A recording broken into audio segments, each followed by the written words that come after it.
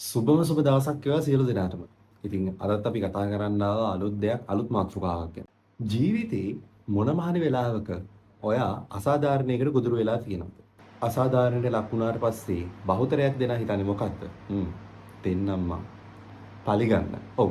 පලිගන්න තමයි ගොඩක් අය හිතන්නේ. ඉතින් මේ පලිගන්න එක සාධාරණයිද? එක එක ආකාරයේ අසාධාරණකම් වෙන්න පුළුවන්. ඉතින් මුලින්ම කියන්නම් ඊටාම දරුණු ගණේ අසාධාරණකමකට ගොදුරු වුණොත් ඒකට නීතියේ පිහිට පතන්න පුළුවන්. මුලින් මේක කියලා ඉන්නම්කෝ. ඊළඟට අපි කතා කරමු ජීවිතේ යම් යම් ආකාරයේ අසාධාරණකම් අතපසුවීම් වෙන්න පුළුවන්. මේ වගේ අවස්ථාවල කෙනෙක් හිතනවා ඔහුගේ ජීවිතයෙන් අපි වන්දියක් ගන්න ඕනේ. ඔහුගේ ජීවිතේ විනාශ කරන්න ඕනේ. ඔන්න ඔහොම හිතලා පලිගන්න හිතනවා ගොඩක් අය. පලිගැනීමේ මනෝවිද්‍යාව කියලා කියන්නේ මොකක්ද? මේක සබ්ජෙක්ට් එකක් නන් නෙවෙයි. මිනිසුන්ගේ හිත ඇතුලේ පලිගැනීමට චේතනාවක් ඉබේම එන්නේ ඔවුන්ගේ ආත්මගරුත්වය ආරක්ෂා කරගන්න. එහෙම නැත්නම් ඒ අවස්ථාවෙන් මිදෙන්න, පලා යන්න, ඒ සටන් කරන්න මේ වගේ අවස්ථාවක් නිසා තමයි පලිගැනීමේ චේතනාවක් ඉබේම අපේ හිත වලට එන්නේ. එයාට පුළුවන් නම් මට කොච්චර පුළුවන්ද කියලා හිතලා පලිගන්නවා. මම තමයි පොර කියලා පෙන්නනවා. මම බලවත්. මට ගහන්න තරම් කවුරුත් නැහැ. මට දෙයක් කරා නම් මාධ්‍යයක් කරනවා කියලා හිතලා ඔන්න පලිගන්න පටන් ගන්නවා. ඉතින් හිතනවද මේ පලිගැනීමෙන් මේ සිද්ධිදා මේ ඉවර වෙයි කියලා? කවදාවත් නැහැ. මේක දන්වැලක් වගේ. වැල්වට අරන් කතා කරන්නේ නැතුව අද අපි කතා කරමු එක ප්ලැට්ෆෝම් එකක් ගැන. සමාජ මාධ්‍ය ඇතුලේ මේ පලිගැනීම එක කවුරුත් කතා කරන්නේ නැති දෙයක්. සමාජ මාධ්‍ය ඇතුලේ දැකලා ඇති කවුරුම හරි කෙනෙක්ට අපහාසාත්මක ලෙස ප්‍රකාශ එල්ල කරනවා. එහෙමත් නැත්නම් අපි උදාහරණයක් විදිහට මෙහෙම ගමුකෝ. ඔන්න යාළු වෙලා ඉන්නවා ගෑනු ළමයෙකුයි පිරිමි ළමයෙකුයි. ඉතින් මේ සම්බන්ධය දුරදිග ගිහිල්ලා මේ සම්බන්ධය නවතිනවා. ඉතින් ඊට පස්සේ මොකද වෙන්නේ?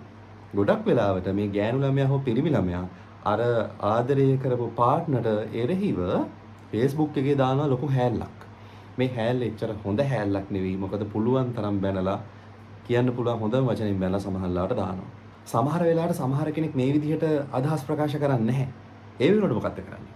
මීම් එකක් වෙන්න පුළුවන්. එහෙම නැත්නම් ඩබල් මීනින් තියෙන මොකක් හරි පෝස්ට් එකක් වෙන්න පුළුවන්. මේ වගේ දෙයක් දාලා අපහසුතාවයටපත් කරනවා අර පාර්ට්නර්ව. ඉතින් ඔන්න ලයික් එනවා, කමෙන්ට් එනවා, ෂෙයා කරනවා, කට්ටිය හා රියැක්ෂන් දානවා. ඉතින් හරි වීරකමක් කරා, හරි ජොලි වැඩක් කරා කියලා හිතනවා පෝස්ට් එක දාපු කෙනාට.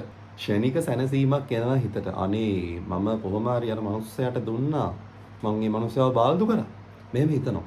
මෙහෙම හිතලා මොකද්ද වෙන්නේ?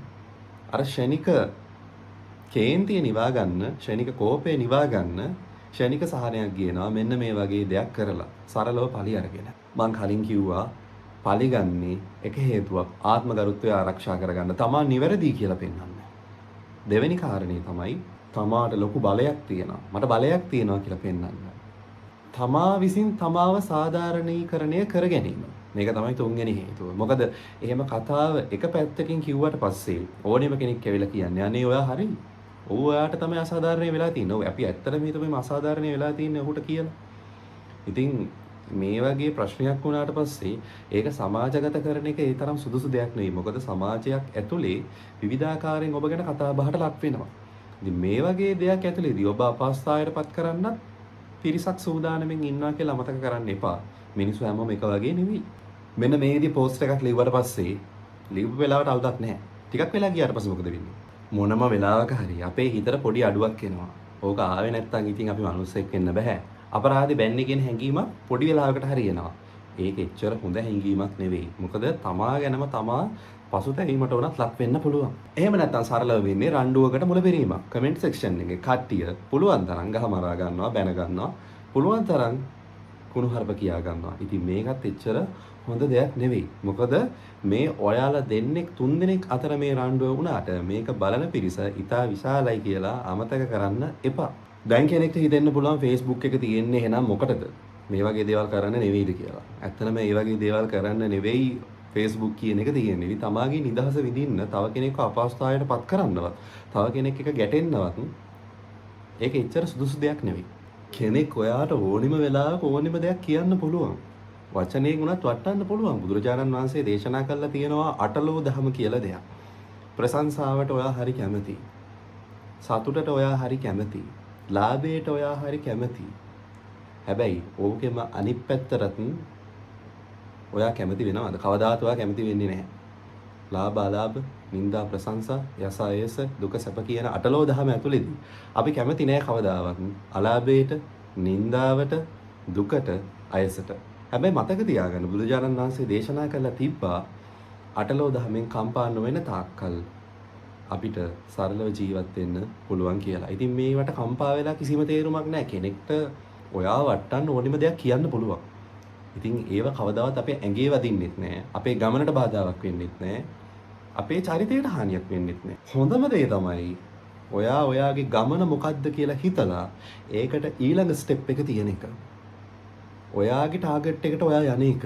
එහෙම නැතුව මග නැවතිලා බුරන මිනිස්සු දිහා බලලා ඔයත් ඒ පැත්තට ගිහිල්ලා බුරනවා කියලා කියන්නේ ඔයත් ඒ කුලකේම කියලා අමතක කරන්න එපා. ඒ වෙනුවට චරිතවත් වෙන්න, පර්සනැලිටි එක තියාගන්න, ඉස්සරහට යන්න, පුළුවන් තරම් මිනිසුන්ට උදව් කරන්න, චරිතය හදාගන්න. මොකද මිනිස්සේ පොඩි කාලයයි ජීවත් වෙන්නේ. ඉතින් මේ ජීවත් වෙන පොඩි කාලයට මොකටද අපි මිනිස්සුත් එක්ක ගහමරා ගන්නේ? මොකටද මිනිස්සුත් එක්ක රණ්ඩු වෙන්නේ? මොකටද මිනිස්සුන්ගෙන් පරිගන්නේ? මේ කිව්ව දේවල් මතක තියාගන්න. මොකද මේ කිව්වේ අපේ ජීවිතේ හදාගන්න පොඩි ටිප් එකක් විතරයි. එහෙනම් ගිහිල්ලා එන්නම්. ඊළඟ දවසෙත් අපි කතා කරමු තව ලස්සන මාතෘකාවක් ගැන. හැමෝම පරිස්සමින් ඉන්න. channel එක subscribe කරන්න, Facebook එකටත් යන්න, Facebook එකත් follow කරන්න, TikTok එකත් follow කරන්න. මම දාන්නම් description එකේ හැමදේම. ඉතින් හැමදාම වගේ notes දෙන්නම්. වටිනා අධ්‍යාපන කරුණු දෙන්නම්. හැමදාම ඔයත් එක්ක ඉන්නම්. එයාට මෙයාට අපි හැමෝටම නෝට් කොක්කක් ගිහිල්ලා එන්නම්.